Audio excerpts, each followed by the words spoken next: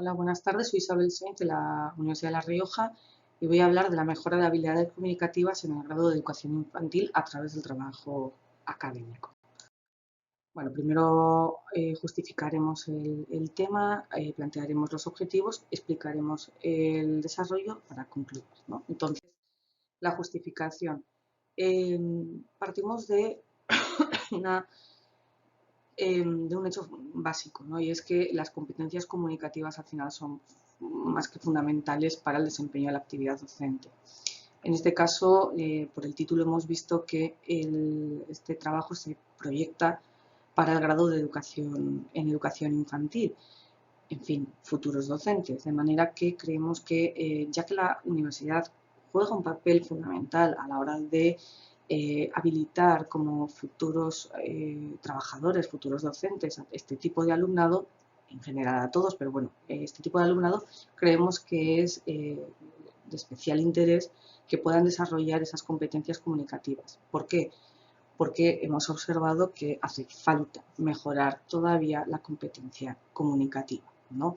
El alumnado suele tener bastante asentado el conocimiento lingüístico, con más y menos fallos, pero bueno, en general están acostumbrados a las clases más tradicionales de lengua. Sin embargo, en competencia comunicativa tienen nociones, pero falta mejorar. Y sobre todo falta mejorar en lo que tiene que ver con los trabajos más puramente académicos, tipo de texto que se les escapa, ¿no?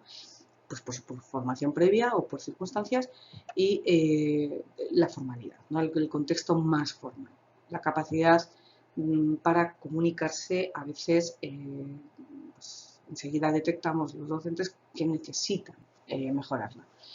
Entonces, un poco en este marco de necesidades, por una parte, del alumnado y teniendo en cuenta el papel o el rol que jugamos en la mejora de estas actividades, se lleva a cabo un proyecto de innovación docente precisamente para fomentar las destrezas lingüísticas y en una primera fase la capacidad de saber leer y comprender textos académicos, ¿no? Leer, comprender y finalmente producir textos académicos.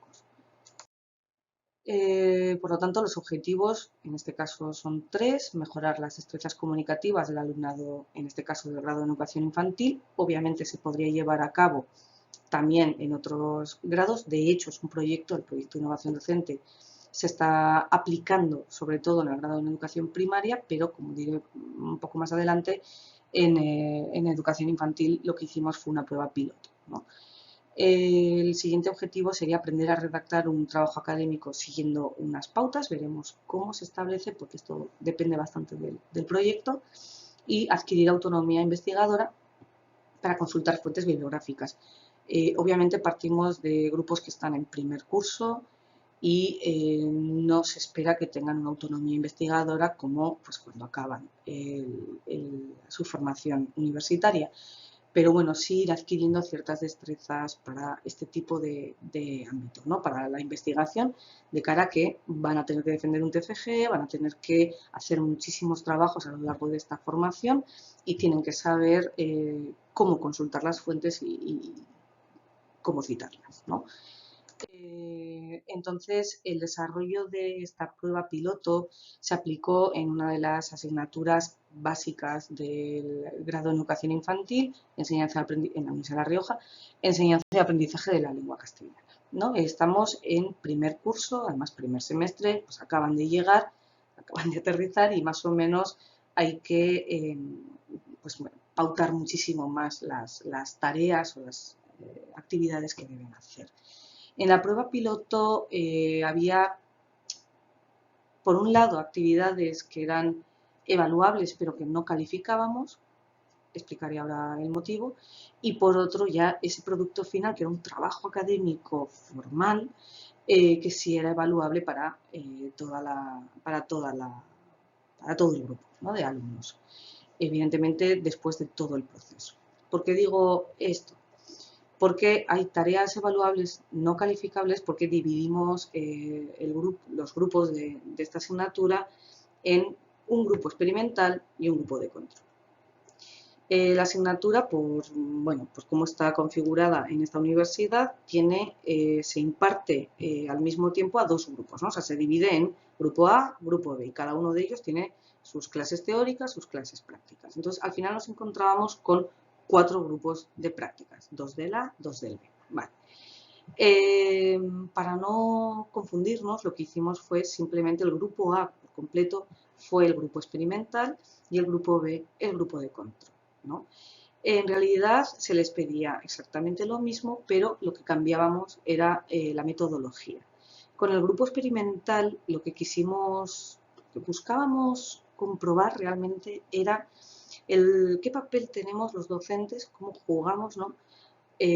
A la hora de que funcionen ciertas actividades, ¿no? Muchas veces, y yo la primera, hemos pedido trabajos académicos a lo largo de todos los años que llevemos impartiendo clase y bueno, se les dice el tema, se les indica pues, las pautas básicas que buscamos, pero no hay muchas veces que nos damos cuenta de que la mayor parte de las veces que vienen a preguntar dudas a una sesión de tutorías es precisamente porque no saben buscar la bibliografía, no encuentran nunca la bibliografía o no saben dónde. Por supuesto, después bueno, muy pocas veces se cita o se cita mal. En los grupos de primero, yo la verdad, en mi experiencia es que prácticamente no citan. En fin, hay ciertas pautas que no les decimos a priori porque contamos con que pues si van a leer un artículo van a ver cómo se hace y lo van a saber imitar y realmente luego no es así. Entonces, al grupo experimental le dedicamos varias sesiones a explicar todo. Esto es un artículo, esto es un capítulo de libro, esto es un libro, esto es el formato de tesis, en fin, cada una se cita así, las webs se citan así, indicándoles cómo se hace, qué es cada tipo de fuente que pueden encontrar y cómo se cita. Cuando las citas están dentro o fuera de texto, en fin, todo lo que cualquier investigador conoce. Sin embargo, el grupo de control simplemente se le compartió a través del campus virtual de la asignatura una serie de pautas, las tradicionales. Debéis hacer esto, esto, esto, esto. Es decir, citar un artículo, citar un capítulo de libro sin explicar qué era, citar un libro, en fin, sin explicar absolutamente nada. Al final, sí es cierto que una vez que ellos realizaban, los dos grupos realizaban el primer borrador del trabajo, obviamente ahí sí que había una corrección y al grupo de control se le acababa explicando lo mismo que al grupo experimental, pero después de hacer ese primer borrador. Ese primer borrador es el que nos muestra cómo han sido de autónomos o no. Y después ya, pues a través de las distintas correcciones, obviamente también de todo tipo, del contenido, de todo, ya llegan al trabajo académico más o menos en paralelo, donde ahí sí se califica la nota porque es un porcentaje final de la asignatura. En fin, ¿qué observamos con el proyecto? Ambos grupos acaban obteniendo buenos resultados, bueno, en general, obviamente hay de todo, pero bueno, en general buenos resultados en cuanto a que sí citaron, siguieron las pautas y más o menos bien. Sigue habiendo algunas dudas, quizá eso nos sirva precisamente también a los docentes para reflexionar. Hemos explicado, pero ¿cómo lo hemos explicado? ¿Ha terminado o sea, queda claro?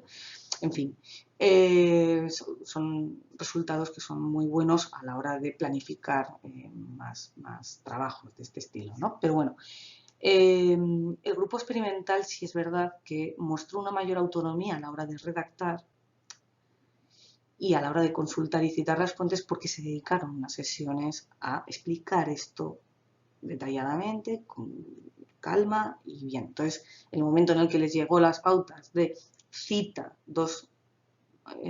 pues este tipo de fuente con una cita dentro de texto, fuera de texto, en fin, se les dio las pautas. Cuando ellos recibieron esas pautas sí supieron hacerlas ya de una forma más autónoma y desde luego con apenas consultaron dudas.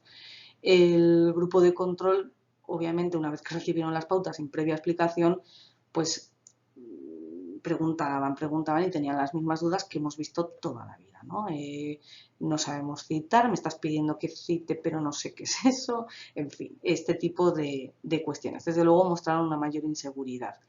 No significa que el grupo experimental haya logrado la capacidad investigadora plenamente, porque no es verdad, pero sí tenían una mayor autonomía, sobre todo en comparación. Y obviamente en el primer borrador los resultados eran mejores. Luego ya el trabajo final, pues el grupo B pudo ponerse las pilas y nivelarse, pero en el primer borrador sí se notaba más la diferencia.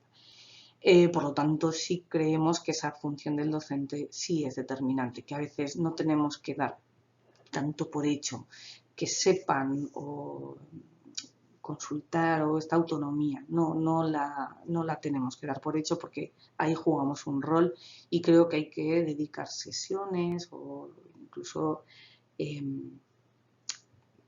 incluir en la programación de ciertas asignaturas este tipo de contenidos, ¿no? Que sean tipo de contenidos que tienen que ver con la investigación o con el trabajo académico. Y bueno, eso es lo que quería compartir. Así que muchas gracias. Ahí está mi correo electrónico.